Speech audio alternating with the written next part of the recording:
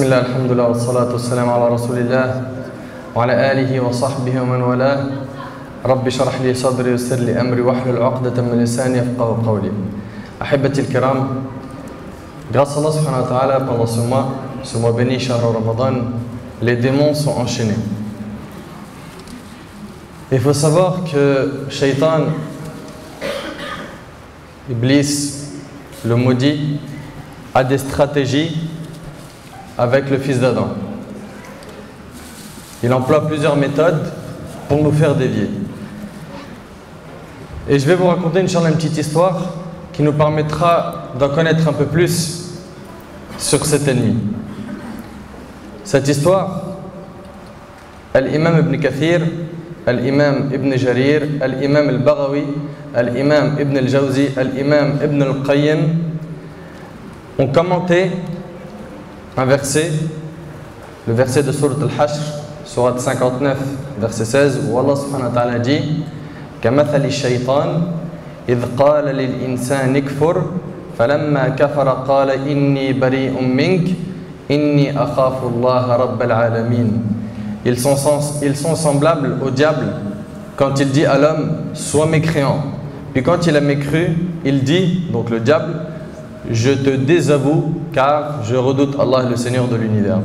Donc ces nombreux savants, Ibn Kathir, Ibn Jarir, Al-Baghawi, Ibn Al-Jawzi, Ibn Al-Qayyim, ils ont expliqué ce verset par une histoire qui est impressionnante. C'est l'histoire de Abid Bani Israël, l'histoire de l'adorateur des enfants d'Israël qu'on appelait Birsisa. Vous le connaissez? C'est l'histoire d'un homme pieux, un adorateur parmi les pieux de son époque. Dans son village, 3 frères vivaient avec leur sœur qui était une jeune fille vierge. Un jour, ces 3 frères devaient partir à la guerre.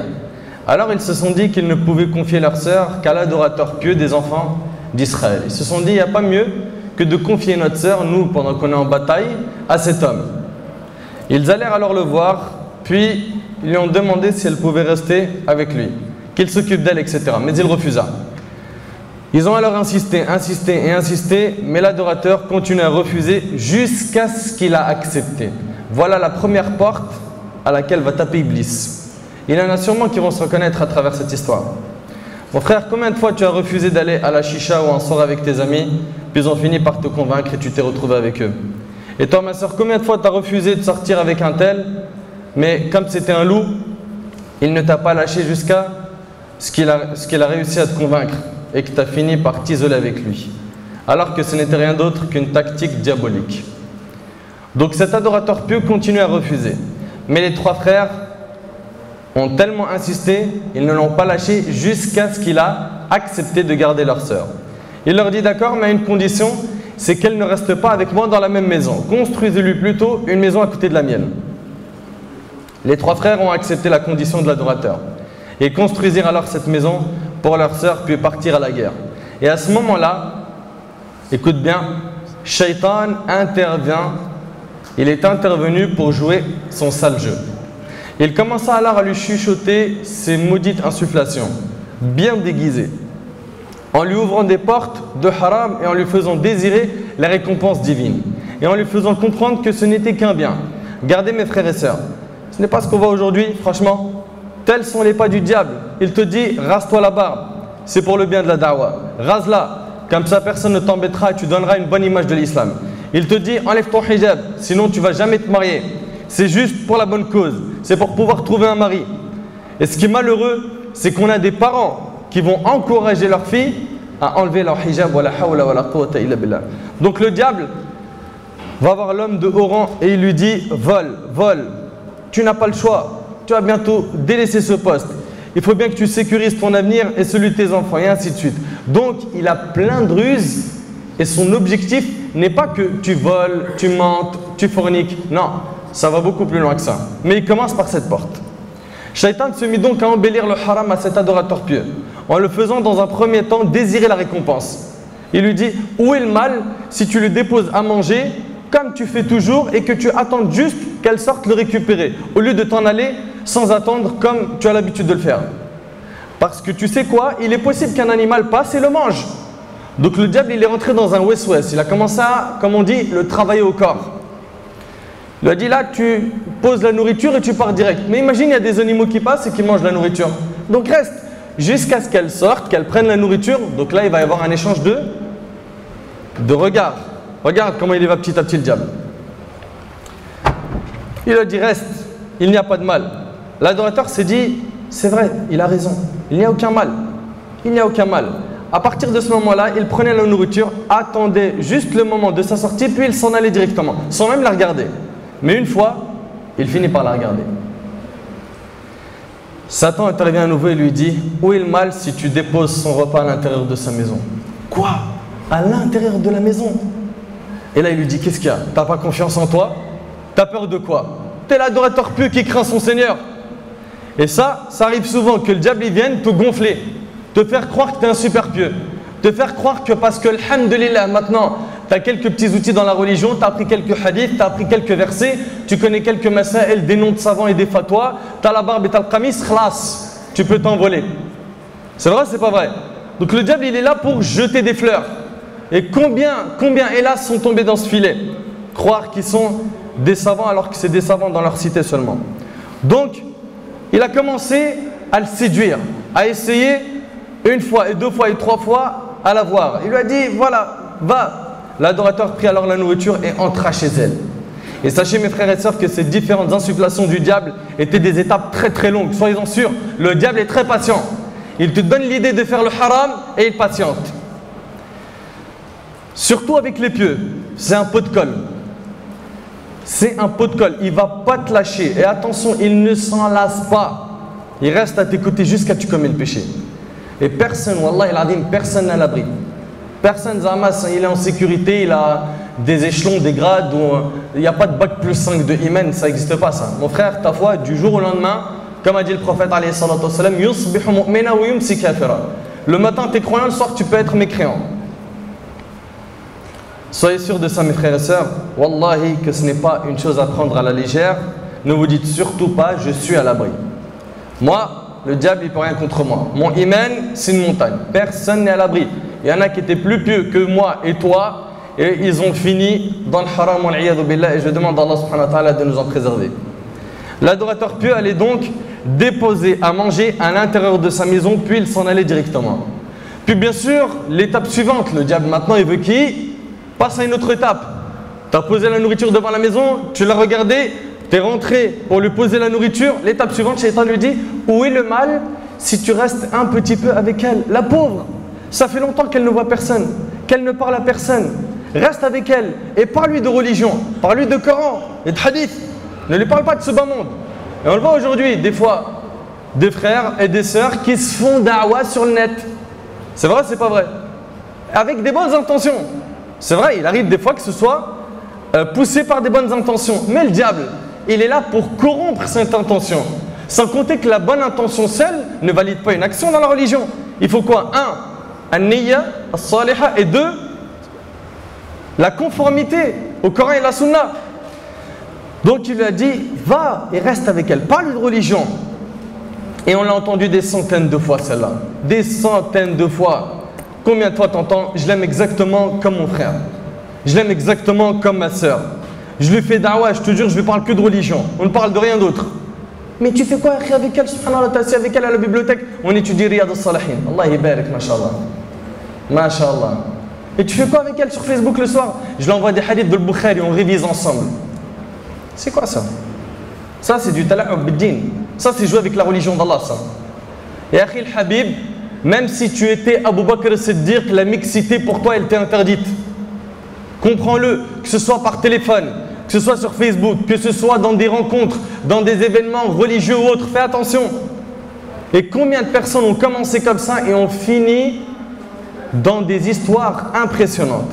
Ensuite le diable lui insuffla de manger avec elle.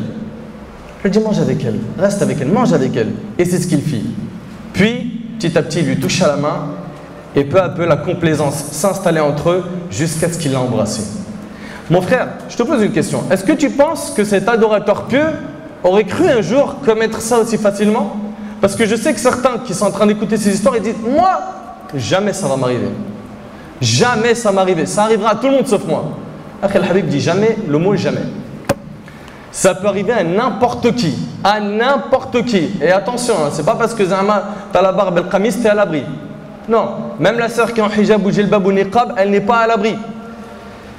Allah subhanahu wa ta'ala nous a mis en garde contre cet ennemi déclaré. Il nous a interdit de suivre ses pas, les pas du diable. Allah tabaraka wa ta'ala a dit dans Surat An-Nur, Surat 24, verset 21, Ya ayyuhalladhina amanu, la tattabi'u khutuwati shaytan. Wa man yattabi' khutuwati shaytan, fa innahu ya'muru bil fahsha'i wal munkar. Ô vous qui avez cru, ne suivez pas les pas du diable. Quiconque suit les pas du diable, sache que celui-ci ordonne la turpitude et les blâmables. Subhanallah, vous voyez d'où il est parti et jusqu'où il est arrivé, mais Satan n'a pas terminé sa mission. Il a continué à lui embellir cette vie et au final, vous savez, tout ce que cherchait le diable, dans cette histoire, c'est qu'il commette az-zina, la fornication, wa la yadu billah. Et c'est ce qui s'est passé, il s'est retrouvé à commettre la fornication avec elle, wa la hawla wa la quwwata illa billah al-ali al-azim. Et après, t'imagines, c'était la personne la plus pieuse de sa ville et il finit par tomber dans ce péché. Suite à cet acte abominable, la fille tomba enceinte et elle accoucha. Et pendant ce temps-là, ses trois frères, ils sont où? Ils sont au jihad, en guerre, pensant avoir laissé leur sœur avec une personne de confiance. Et là, Shaitan va aller encore beaucoup plus loin que vous ne pouvez imaginer, et lui insuffla de tuer son enfant, et se justifiant en disant, mais qu'est-ce que tu vas dire à ses frères lorsqu'ils seront de retour? S'ils apprennent qu'elle a un enfant, ils vont te tuer. La seule solution est que tu te débarrasses de cet enfant sur le champ.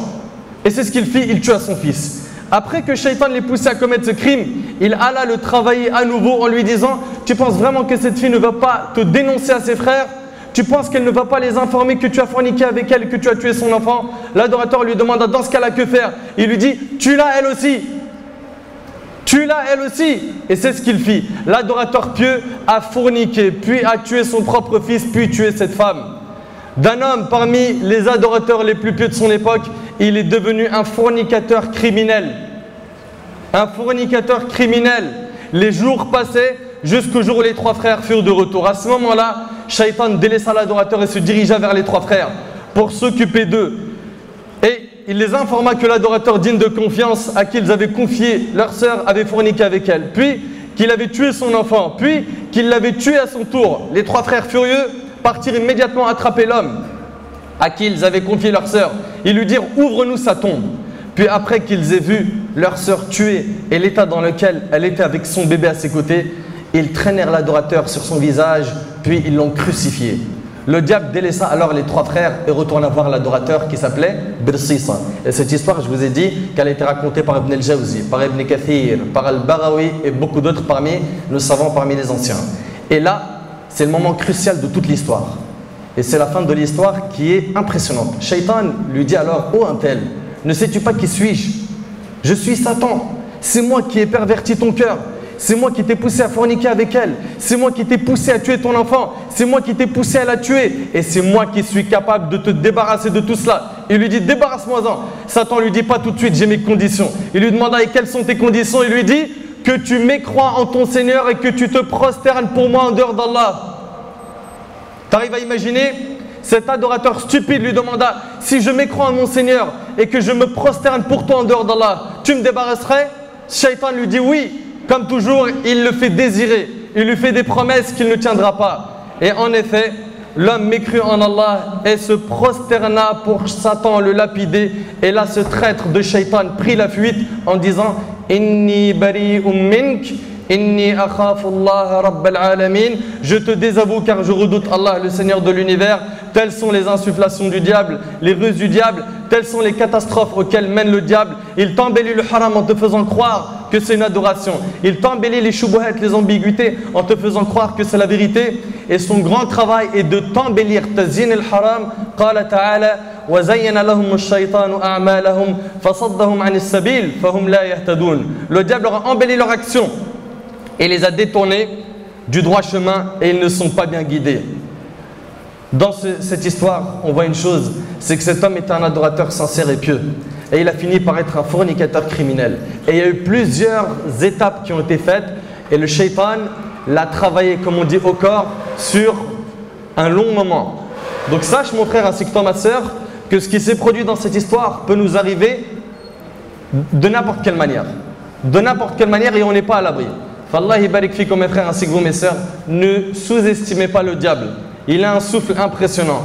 Il a une expérience qui est immense. Depuis Adam alayhi salam jusqu'à Muhammad alayhi salam, regarde combien de personnes il a égaré. Regarde le travail qu'il a fait. Regarde combien de communautés il a réussi à faire dévier du droit chemin.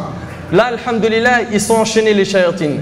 Après Ramadan, ça repart. Et ça repart même fort. Et le jour de l'Aïd, on en voit plein dévier et partir vers la corruption. Chacun d'entre nous doit connaître cet ennemi et de savoir que son objectif premier n'est pas que tu commettes la fornication, que tu consommes l'alcool, la drogue, etc. Lui, ce qu'il veut, c'est que tu sois kafir billah, que tu sois mécréant pour finir en éternité, toute l'éternité en enfer. Qu'Allah subhanahu wa ta'ala nous préserve de ses ruses, dites amin. Qu'Allah azza wa jal nous apprenne à connaître cet ennemi, qu'Allah tabaraka wa ta'ala augmente notre foi, nous accorde la sincérité, la piété, qu'Allah tabaraka wa ta'ala fasse que l'on meure soumis à Allah azza wa jal sans rien lui associer. As'Allah subhanahu wa ta'ala an yanfa'ni bima qultu wa yanfa'akum bima sami'tum. هذا ما أعلم والله عز وجل أعلى وأعلم سبحانك اللهم وبحمدك أشهد أن لا إله إلا أنت أستغفرك وأتوب إليك بارك الله فيكم والسلام عليكم ورحمة الله.